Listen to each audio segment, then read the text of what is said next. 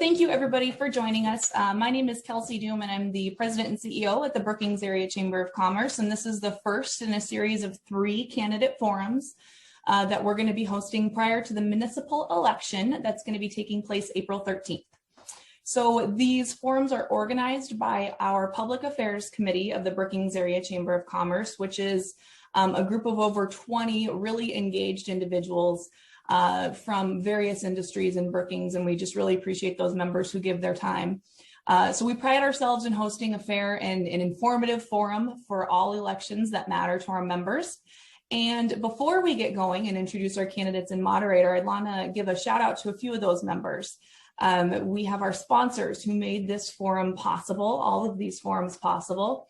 Our premier sponsor is the Carrot Seed Kitchen Company. The Carrot Seed is invested in the success of Brookings and thanks you for participating in our local governmental process. Visit the Carrot Seed in downtown Brookings for cooking tools, knowledge, and culinary inspiration with an extra helping of community engagement. So go check Kirsten out downtown Brookings. We also want to thank the, sorry about that. We also want to thank SDSU Division of Research and Economic Development, as well as Bankstar Financial for being our forum sponsors this evening. So this forum will be moderated by Ms. Andi Fouberg, who is currently the President and CEO of the SDSU Alumni Association and immediate past chair of the Brookings Area Chamber of Commerce Board of Directors. Great gal, we're excited to have her. We are also joined by our 3 candidates who are vying to be our next mayor of Brookings. We have Jeff Miller, Oak Niemeyer, and Bradley Walker. Welcome to you all, and thank you for joining us this evening. So this forum is going to last approximately 1 hour. The way it will work is each candidate will have 2 minutes for an opening statement. Before answering the questions that were submitted to the chamber, and we organized those questions by topic. We got over 50 questions in prior to this forum, and so we had a good time kind of categorizing those and making sure that all of the relevant topics are covered. We are going to be handing over all of the submitted questions to the candidates after this, so if you still have questions, be sure to put it in the Q&A and we'll pass those along to the candidates. In an effort to get to as many questions as possible, we'll be limiting answers to 1 minute. So when there's 10 seconds left on your minute, the candidates and you all will hear the short tone from my computer. And that would mean they have 10 seconds left. Did I say 10 minutes? 10 seconds left. And then at the end of the forum, they will have 1 minute for closing statements. So without further ado, I'm going to hand it over to Andi to get going with the mayoral candidate forum. Thank you, Kelsey, and good evening, everyone. And especially thank you to our 3 candidates for joining us and vying to serve as mayor of Brookings. Prior to the forum this evening, we drew names to see who would start. And Oak Niemeyer, we will start with you. You have 2 minutes for your opening statement. Thank you, Andi. Oak Niemeyer, resident of Brookings for 25 years. I grew up in Northwest Iowa, and after a couple years out of high school, I attended SDSU. I've been married to my wife, Beth, who is also a graduate at SDSU for 35 years this July. We have 2 daughters. I have served 10 years in city council and with honor and integrity. My decisions have been based on fact, recommendations from professionals in their field, and mostly by comments and opinions of the citizens of Brookings that I serve. We as a town and gown city have been able to be an individual and a partner with SDSU. Along with that, collaboration with SDSU, the county, the Brookings School District, and the state of South Dakota have been important venues that we have worked with. And it is also important to recognize that we collaborate with both of our sister organizations, municipal utilities, and the Brookings Health Service. I decided to run for mayor because I felt that I was prepared for the last few years that I've served, and feel that I would be able to do it with integrity and honor, and with as much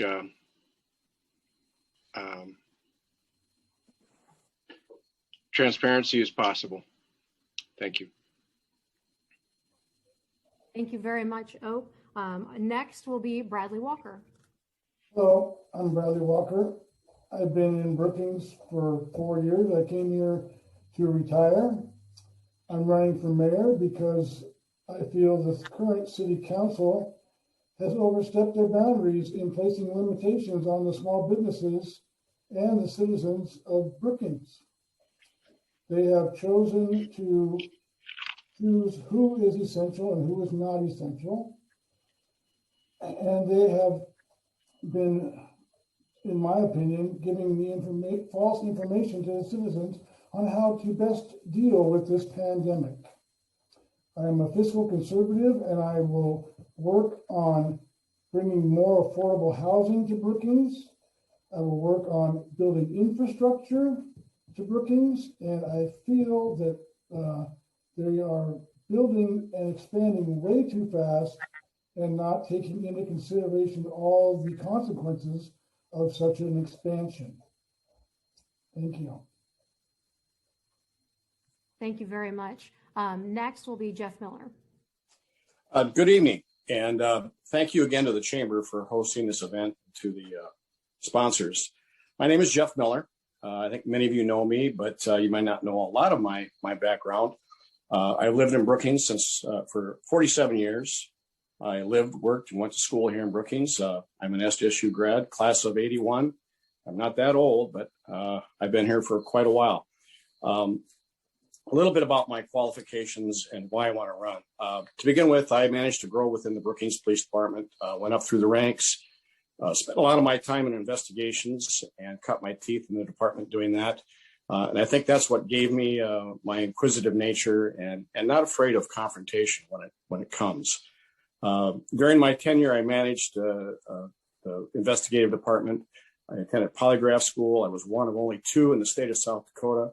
And consequently, I moved around the state a lot doing investigations for other agencies. During that time, I also attended the FBI Academy in Quantico, which was executive training. I was out there in 2001, right after 9/11, and that was quite an experience. During my tenure as the police chief, there was a number of goals that I had set for the department. Number one was enhancing the staffing of the department in order that we could respond better to calls to service, as well as I wanted to expand the size of the building and department itself. And again, that helped improve the quality of service. And then I continued with succession planning. I wanted to know that we had individuals within our department that at some point when I retired, they would be able to compete for my job. During my tenure, I helped manage the new records management system and helped develop it. I've also helped, I got secured grants for a new SWAT vehicle, additional officers. I was able to obtain an SRO in our schools and grant funding for the current outdoor shooting range that the department enjoys. I've sat on many boards. One is the Law Enforcement Torch Run. I was the director for a number of years. During my tenure, we went from a $150,000 program to a $750,000 program. Very proud of that. Also served on the board for Special Olympics South Dakota. I've been a past member of the International Association of Chiefs of Police, which is an international organization. And I've served on the Domestic Shelter Board. I've also, since retirement, I'm currently on the Governor's Civil Service Board, which I'm in my second term there. And just finally, I want to bring this community back together. I think that we've seen a lot of division in our community, and so I'm working to bring that community back together and get us through this recovery. I believe I can make a positive difference. I want to build consensus, not only for within the council, but also for the community of Brookings. Thank you. Jeff, thank you. Kelsey informs me that we're having a little bit of trouble with the tone in terms of there being time. So this might be a situation where I hold up my hand when you have 10 seconds left. And so that'll be our fix until we get the tone fixed. Andi, can I test this real quick? And Nothing? nothing. Okay, what I'll do is I can come on screen and I can be your timer and hold up my hand. Thank you. Yep. As Kelsey stated when we started, we will move through different broad topics and you will each have 1 minute to answer. We will start with the restrictions that the Brookings City Council put in place to slow the spread of COVID-19. If you were elected mayor, what changes, if any, would you like to see in these restrictions going forward? Bradley, we will start with you. I will remove all restrictions on businesses, and I will remove the mask mandate. The choice is for the people. It's not for the government to decide how they take care of themselves. The people have the right to choose. If people want to wear a mask, that's fine. But if they don't need to be made and told to wear a mask, masks are not healthy. You're rebreathing your own germs, and that's why we don't get past this thing. And small businesses don't need to be limited in their capacities. They need to be able to fully operate, and that's what I would do, is end this thing right now as soon as possible. Thank you. Thank you. Next, Jeff Miller. Thanks for the question. I think this is something that we've all gone through a terrible ordeal for this last year. And I know that the city council acted on what they thought at the time was in the best interest of the city. I don't necessarily agree with the decisions that they've made. I've talked to people from both sides of the spectrum, people that were anti-maskers to people who were afraid to come out of their homes.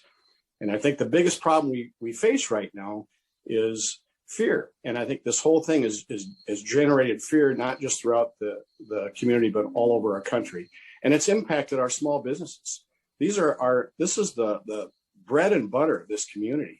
And I think we've forgotten that and gotten callous to that. And so, again, I understand why the council did what they did. Tomorrow night, they've got an important decision to make.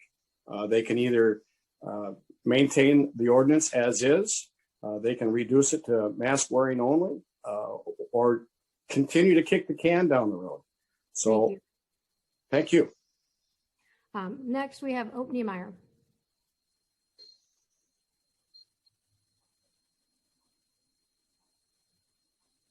Ope, you're on mute.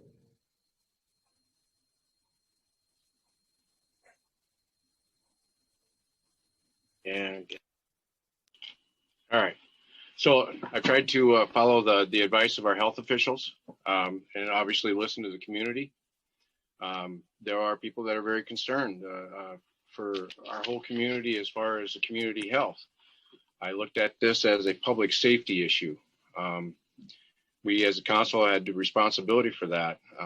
One of the council members, and I can't recall which one, but basically said the Constitution doesn't say that we can take your rights away, but it doesn't say also that that we should allow you to die. I think the decisions that we've made so far have been successful. They've not been easy on any side, but I'm able to go home with a clear conscience when I get done. And I think that what we have to decide tomorrow night, we're still getting a lot of emails. I asked for it and we're getting them. And so I think we can make a decent decision tomorrow night with the public input that we got. Thank you. Our next question, we'll stay on the topic of COVID for now. Obviously, this forum is sponsored by the Chamber. If you were elected mayor, what do you think the city can do to help small businesses as the COVID crisis gets better? And Jeff Miller, we're going to start with you. Well, first of all, I think we need to get through this recovery. And I think that's the best thing that we can do is get out of the way of business. Let them go back to their routine. Let them remain fully open and support them in any way that we can. You know, this, again, I think we're right on the cusp right now with vaccinations. And so the people who are most at risk, people like myself, I'm going to get my second vaccination this week. And I'm looking forward to that. And I think that's the best thing we can do is promote this, promote it, and keep businesses open.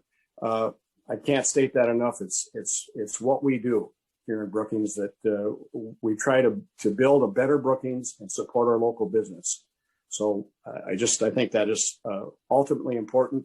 I've heard from so many people that feel like they've been left out, priced out. If we look at if we could see what our actual tax structure is, our big box businesses did well. Lowe's, Hy-Vee, Walmart.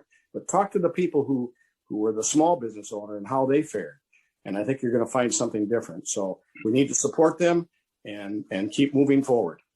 Thank you. Kelsey, is that your new system? So now we all know the system. Ope, you're next. Okay, so I, as a lot of other small businesses, I have a business myself. This has caused delays. It's caused loss of income. Projects that have been held up because of product not showing up, or we've had projects shut down because there's been a flare up of cases. It's been tough for me. I realize that. I've been part of that. But on the other hand, if we wouldn't have done what we did, and the public school system would have had to close down and go back to remote, think about some of the people that would have to stay home with their children. And it would have been worse than what we've already got. If SDSU, like for instance, last spring after spring break, we didn't have any students. That had to have changed the economy quite a bit then, and it would have really been detrimental for our economy now. Thank you.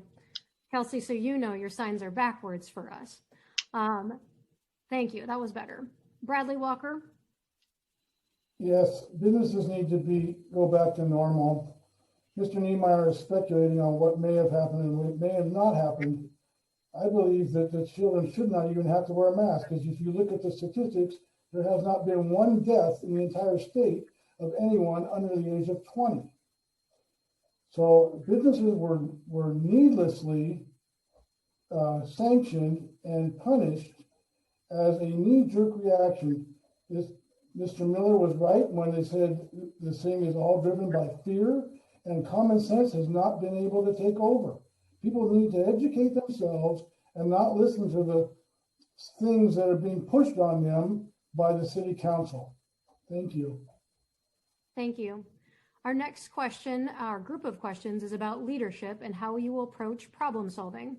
Our first question is, what is motivating you to serve as mayor? We will start with Bradley. What has motivated me is the fact that the city council does not listen to what the public has to say. They don't consider their opinions. They are taking their information from the Brookings health system, which is owned by the city. They are taking their information from SDSU, which is owned by the city, and they are not presenting the facts to the public as they should. Thank you. Thank you. Next, Ope Niemeyer. So I think that I'd like to move on and become mayor because of the leadership that I've already been in place as a city council member, to bring the city around once we get out of the mess that we're in and move on to the future.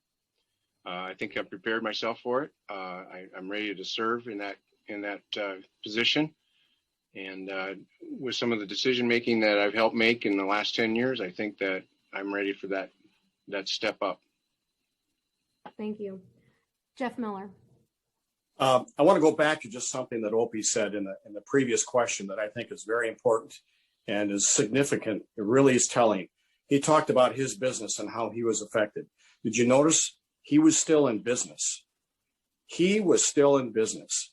And the people who were not in business were not involved in making the decision on what was essential and what was non-essential. So I think that's critical to what's going on here. I think it was a conflict of interest, and he should have recused himself. I think that was a mistake. And it really delegitimizes their decision making. To go back to leadership, as you can tell, you have to be strong. You have to have a strong personality. And I believe I possess that. You have to have a very strong personality to oversee type A personalities, some 40 of them in the police department. So I think that you have to do that to be able to survive. I've displayed that, and I will continue to do that for the citizens of Brookings. Thank you. Thank you. Our next question, how do you plan to carry out the role of mayor within the Brookings city manager, city council form of government? And how do you see your role in working with the city manager? Ope, we're going to start with you. So I've already had practice with that, as a city council member. the mayor really doesn't have any more power than the rest of the council because that's the way it's set up. The council and the mayor set policy. The mayor pretty much the only thing above that, as maybe being the leader of the city and the face of the city, also sets the agenda and leads the meetings.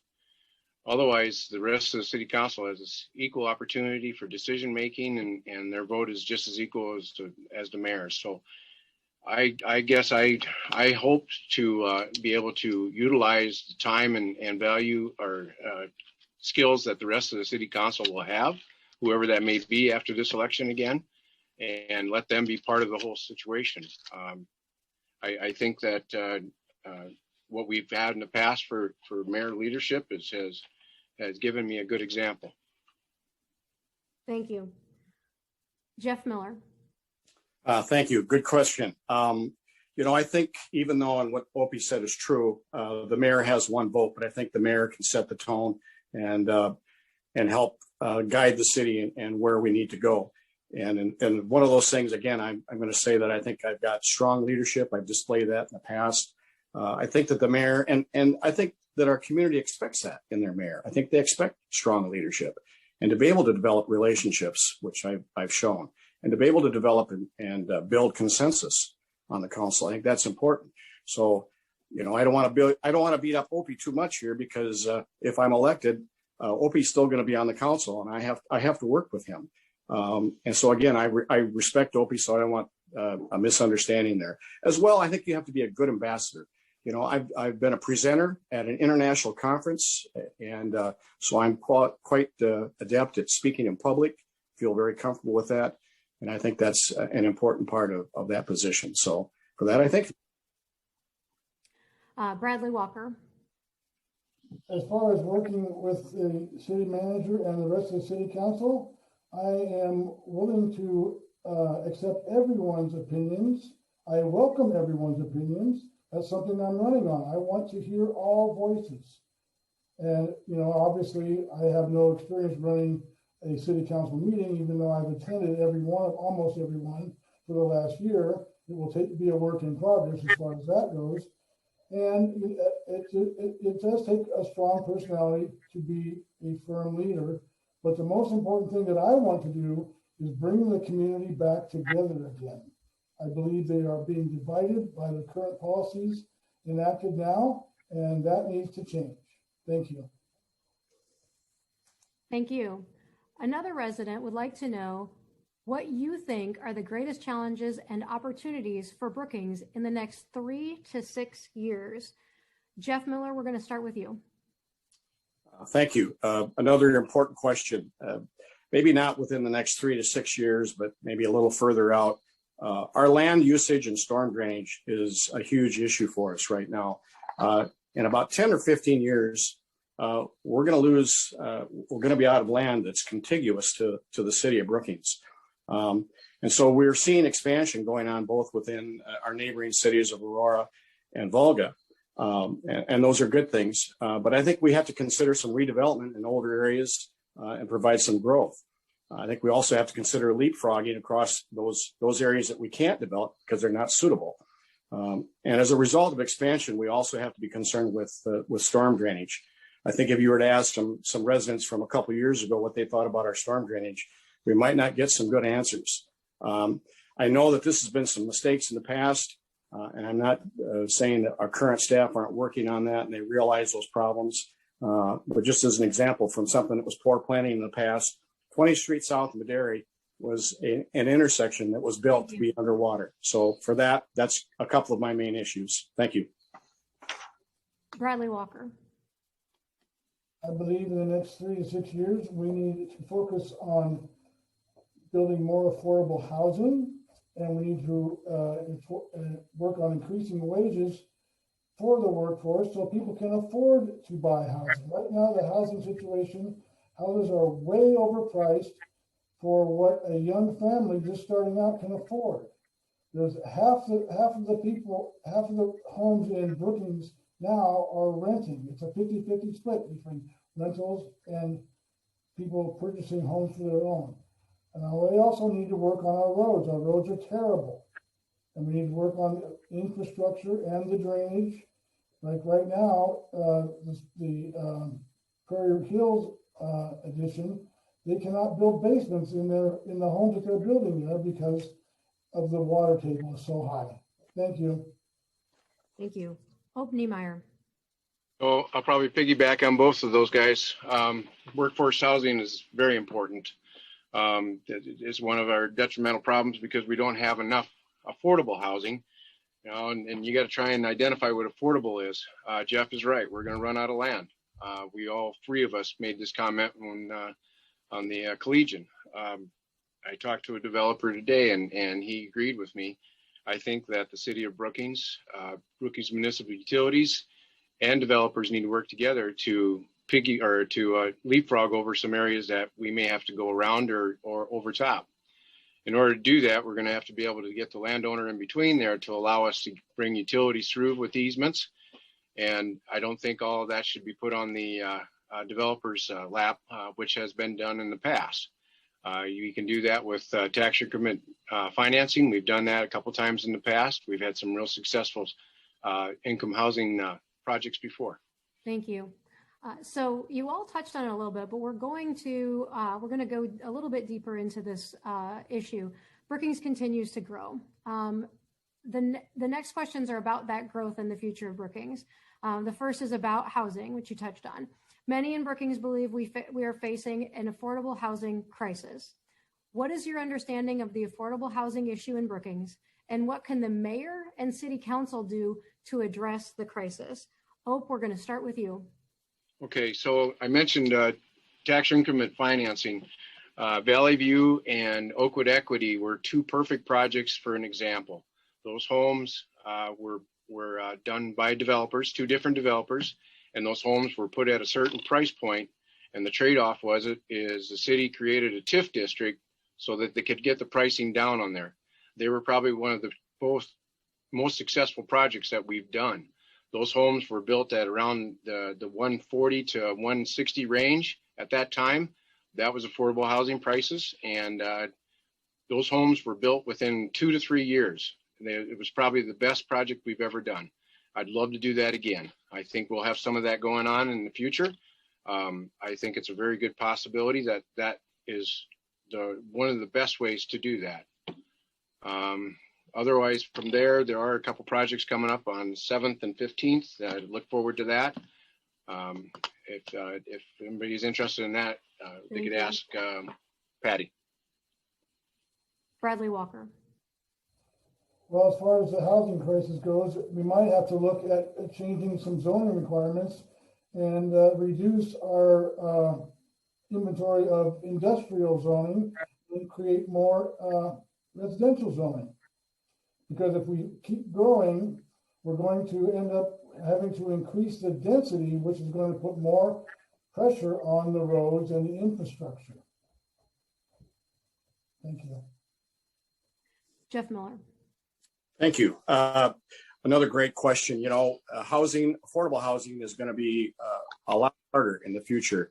If anybody has gone out and tried to purchase dimensional lumber lately or sheetrock, you're going to find out just what that means. Opie probably could speak to that as well, just on the cost of what products have gone to lately. TIF is our best tool that we have.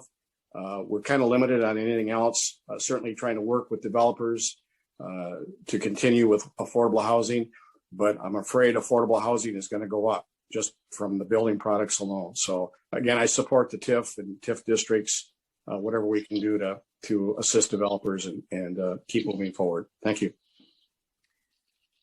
A resident said estimates are that poverty in Brookings runs around 22% as of 2015. How would you work as mayor to reduce poverty in Brookings? And Bradley Walker, we're going to start with you. I think that we need to give employers more incentive to increase wages. That's the only way you can get people out of poverty. And then if you, again, open up the small businesses and give them a need for more employees, that will help raise the poverty level too. but you shouldn't have to work 80 hours a week, but between a family of 4 just to afford a home. $20 an hour, if you look at that, you figure, okay, you got $20 an hour times 40 hours a week.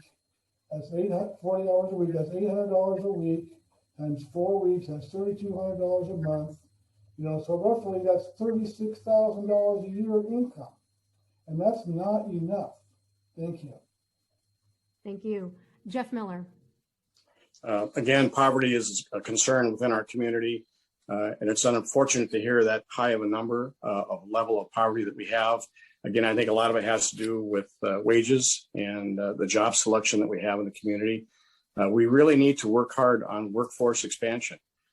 This is something that the city probably has limited ability to do, and we need to look more to the state to initiate some state programs to provide some incentives for not just employers but employees to go back to work. And we've lost a lot of people. Our unemployment rate, I haven't looked at it lately, but we all know that a major industry laid off a lot of people this past year. And so hopefully when the economy improves nationwide, those jobs will come back, maybe not as strong, but they will come back, and we'll be in a better position to address the poverty level. Thank you. Hope Niemeyer. So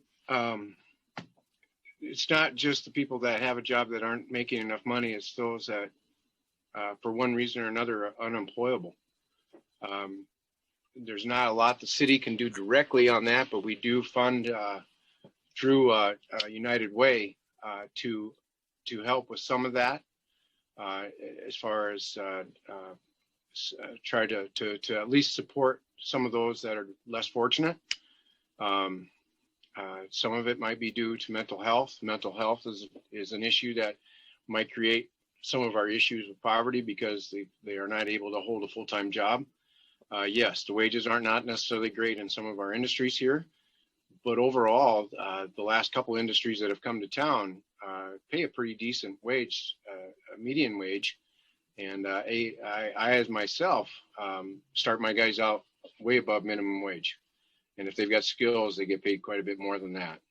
I support at least 10 families in my business. Thank you. The next question, some of you touched on when we asked the 3 to 6 year question, but it's a 2-part question. What role does the city play in growth? And what is your vision for Brookings development over the next 15 to 20 years, given our infrastructure and drainage challenges? And Jeff, we will start with you. Okay. Thank you for the question. Again, I think infrastructure is a priority within our community. We suffer greatly with budgeting in that area, and we need to make that more of a priority. As far as expansion or development, let me say this. I think the city needs to stay out of development. I think we need to leave that to private enterprise and developing land. The city is there for regulatory and guidance, and we shouldn't be involved any further than that. Certainly, we can provide the incentives, whether it's through TIF or other things. But I believe that, you know, we've made some decisions. We're sitting right now on some property that we've had for years that we purchased, and we've not been able to do anything with it. So I think that's been a lesson. It's been an expensive lesson that we've learned. But we need to stay out of land development. Leave that to the private developers. Let the market drive what the needs are in development here. Thank you. Thank you. Ope Niemeyer. So I know which piece of land that Jeff is talking about, and we have not been successful with bringing retail in, nor has 2 other large development areas. Retail just has been very difficult in the last, say, 5-6 years. I will defend purchasing that land just because it was available to the city through the state. And if we can't seem to get anything going on it, I'm ready to forfeit that. But really, nobody's probably going to be interested in buying it. It really is a tough thing to take care of. As far as growth and business development, there is land just north of that property, right across from, say, Swiftel and the ice arena that's available for any large business expansion there. We've got a few other properties to the north yet that the city can use for incentives, and that comes to the point where there is an investment committee that looks at the pros and cons, and BEDC is quite heavily involved in that when that happens. Thank you. Bradley Walker.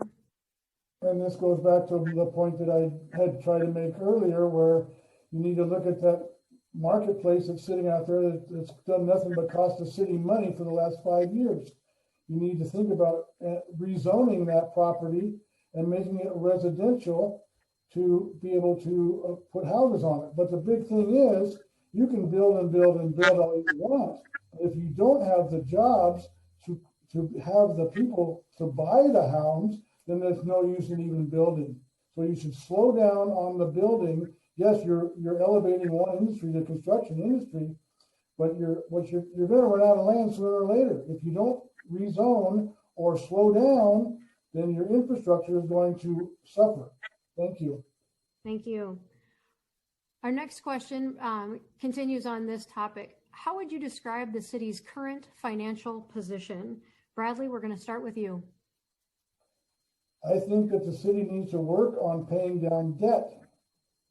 I think that we shouldn't have given the gift of the Performing Arts Center to SDSU. They have plenty of donors to provide them with millions of dollars. Having the city of Brookings citizens pay for that without the tax dollars, I think, is a mistake. So if we have a surplus on our budget, I think it should be used to paying down the debt that we have now. Thank you. Oh, Niemeyer. So with a budget that's over $50 million almost every year now, we have been able to balance it. And yes, we do have a surplus every year, but there are also projects that we need to consider, especially maintenance on the existing buildings that we do have, so that they don't deteriorate any more than they may have already. We have a list of projects that we have, and we have to debate on whether we will use that. Yes, paying down debt's great. I love doing that to myself. But on the flip side of it, we also have to maintain the facilities that we already own, or it'll cost us more money in the future. So it's a give and take. Yes, our financial position is really good. We've been able to balance our budget very quickly and very easily. I think our staff and city manager have done a great job in the last few years, especially this year with an unknown type of budget, so we knew what the numbers were at the end. Thank you. Jeff. Thank you. I want to go back just briefly on the property called the Marketplace, which was the DOT property that we purchased. One of the things that I think we need to stop and consider is we've tried retail. Forget retail. I think if you talk to anybody involved in retail, they're going to tell you that unless we have a large amount of increase in our population, that all we're going to do in retail is steal consumers from one business to another. And we're just not ready for that. You know, if anything else, I think we need to look at other alternatives in developing that property or selling it incrementally and getting out from under it, because we're not getting any tax benefit from that. Speaking of taxes and our financial situation, we're doing well. Everything that I've learned and visiting with the city manager is that we're in good shape. We have some encumbrments to pack that I wasn't real happy about. We start out with a $100,000 payment this year, and then it goes to $966,000 every year thereafter for like 6 years. We invested in a property that's not ours. It's not even our building. And we have our own event center. And I think we should have stayed with that. But financially, we're down 2% on sales tax. They've made the changes in order to fit that within our budget. But I think when the economy improves, things will get better. Thank you. Topics again. The Human Rights Campaign ranks Brookings highest in the state with their municipality rating. Yet each Pride Month, the rainbow flags get torn off the poles on Main Street. What is your commitment to ensuring the safety and inclusivity of the LGBTQ community in Brookings? And Ope, we're going to start with you. I'm sorry, Andy, I couldn't hear any of that. Thank you. Can you hear me now? Excuse me. We're going to hit the volume here a little bit. I'm sorry. Okay. Say it again, please, quick. Can you hear me? Yes, ma'am. The Human Rights Campaign ranks Brookings highest in the state with their municipality rating, Yet each Pride Month, the rainbow flags get torn off the poles on Main Street. What is your commitment to ensuring the safety and inclusivity of the LGBT community in Brookings? I'm disappointed that has happened. That just tells us that not everybody in our community is on board, and I'm very disappointed with that. Besides having more police on site and during the times that are happening, I don't know what else we can do. We can maybe speak out to the public and say that is not acceptable. Otherwise, we as a council have endorsed this, the inclusivity of our community. It's disappointing when that kind of stuff happens. We've done everything we can to make sure that everybody is welcome in the city. Thank you. Jeff? And I would agree wholeheartedly with Opie's comments. I think the city, and being a part of that, I was in my position as chief, I was the first to establish a liaison with an officer on the department and the LGBTQ community. I think people that know me, know my family, know my history, know that I greatly support that. And it's really unfortunate and it's disheartening that individuals will step out of the norm and go after people that are just looking to be accepted. They want to be accepted in our community. And that's what makes our community great. What makes our country great is that we have such diversity and that we can accept such diversity. It's so important. So on the contrary, I have to applaud our city leaders in doing that. And we need to continue and speak out and condemn those type of acts because that's not who we are as a community. And I think we need to continue. Thank you. Thank you. Bradley? I believe in equality and unity for all. Hate is everywhere. You can't stop hate. And there's always going to be a few bad apples that want to start things up. But we need to help work together, bring our community together, and make sure everybody realizes that there is a place for everyone in our community, regardless of whoever they are, what race they are, what gender they consider themselves. Everyone needs to be treated as equal. Thank you. Thank you. As our time comes to a close, we're going to come to our kind of final category, and that's frankly about the job itself. Please describe the role of the mayor in the day-to-day operations of the city. And Jeff Miller, we're going to start with you. Well, this is something that I really look forward to. Out on the campaign trail, one of the things that I've thoroughly enjoyed is going around in the community and listening to all points of view. And boy, we've got them out there. And I respect that. And I encourage that. And I think that's something that any one of us who is elected as mayor will do, that will keep an open door policy, that will continue that. And again, as mayor, I think even though the mayor has one vote, I truly believe that the mayor can set the tone and can work hard to establish consensus among the other council members. We all want the same thing. We all want to make and build a better Brookings. And we have a great community. And I'm committed to keep it that way. I think if we look at new business, I think each time, even though we need to stay out of the developing business, I think it's important that every time we look at business, we take a critical eye on what that business is going to do and the impact it's going to have on our community. We want good paying jobs. So I look forward to the opportunity. Thank you. Bradley. I think the mayor should be a leader, definitely a leader, and try to listen to what all the council members want, just like listen to all what the people want. We all need to work together. We all don't have the same views, but we all should be able to become to a reasonable common sense consensus on what is best for Brookings. That is my main goal, is to unite Brookings and do what's best for Brookings.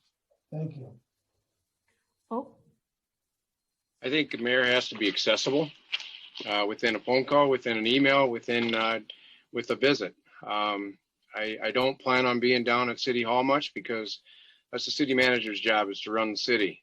We as the city council and along with the mayor set policy and set the tone, and come up with the vision so that staff and city manager does the rest of the job.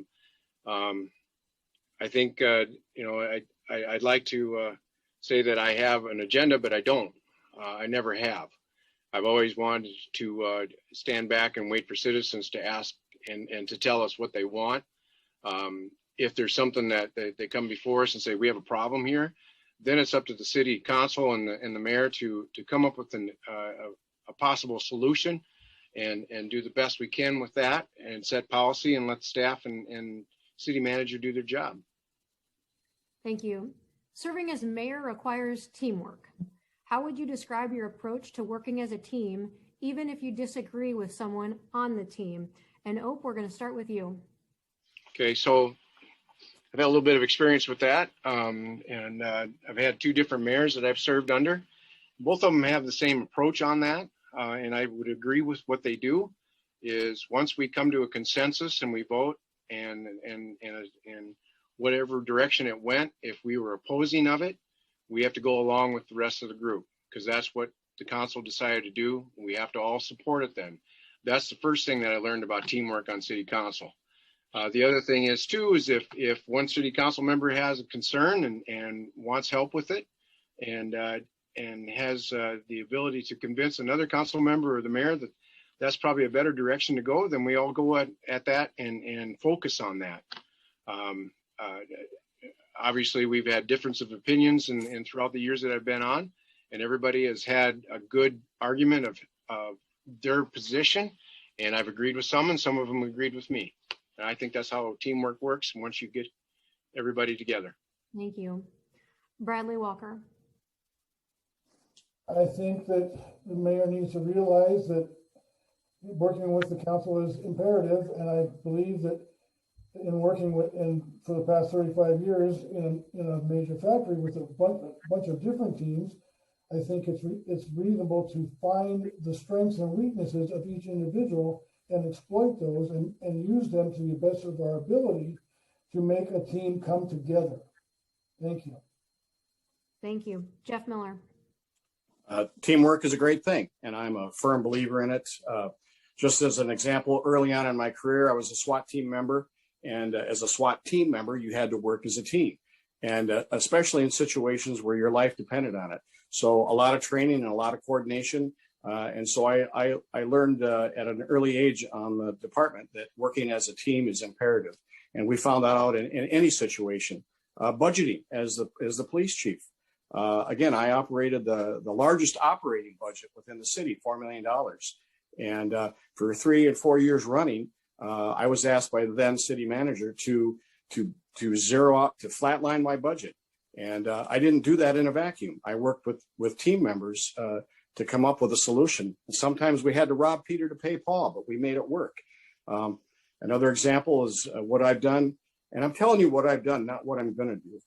I think that's an important difference between myself and maybe some of the other candidates. But in Special Olympics, we went from a $150,000 program in fundraising to a $750,000. I didn't do that alone. It took teamwork. Thank you. Thank you. Our last question before closing statements. If you are elected at the end of your term, how will you know if you have been successful as mayor? What do you consider as measures of success? Bradley Walker, we're going to start with you. Well, if we get our community back to the way it was when I first got here in 2017 and 2018, where everyone was happy and the general small town atmosphere is the reason that I came here. Unity, camaraderie, looking out for your neighbor, helping them if they have trouble, opening doors, smiling, saying, hi, how are you?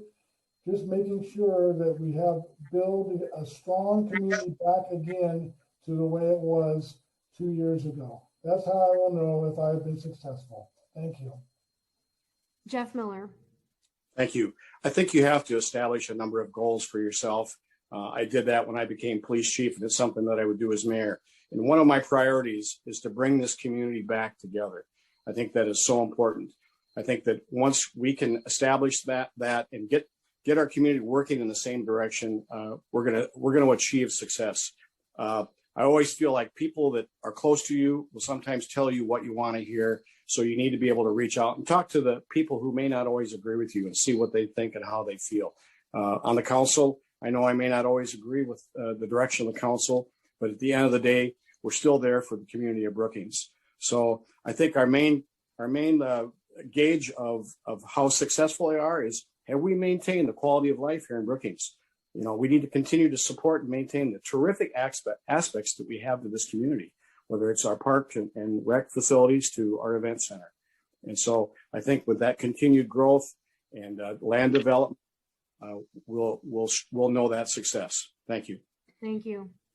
Oppenheimer.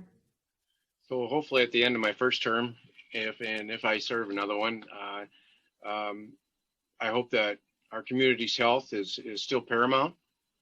I hope that we have growth. I hope that we still have new businesses that want to come here, and the businesses that we have gotten through this and are flourishing. Nobody asked for any of the situation that we got this last year, and we are not the only community that is in this situation. So I commend the community for what they have done. It's a strong community, and I think we're going to be someplace special, I said, like we are now in the future. Thank you.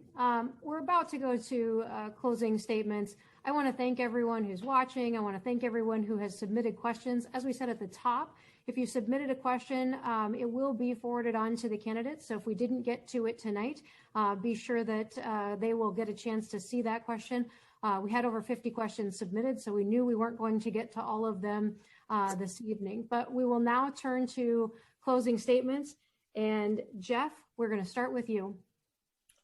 Again, thank you for this opportunity to visit and speak directly to the citizens of Brookings. Thank you to the chamber and the sponsors. I think all three of us look forward to serving this community. It doesn't pay a lot. You have to be committed. You have to want to do it. And I commend all the council members, current and past, that have made that commitment. I think I've shown my commitment to this community. I've lived here for 47 years, been with the police department for 31 years, and in other departments. So, you know, the old saying at SGSU is you can go anywhere from here. I think I've come a long way. I love this community. I love the people in it. I have all the respect in the world for our citizens, and I want our city to continue to grow and bring us back together. So just for the betterment of our community. So with that, I thank you and good night. Thank you.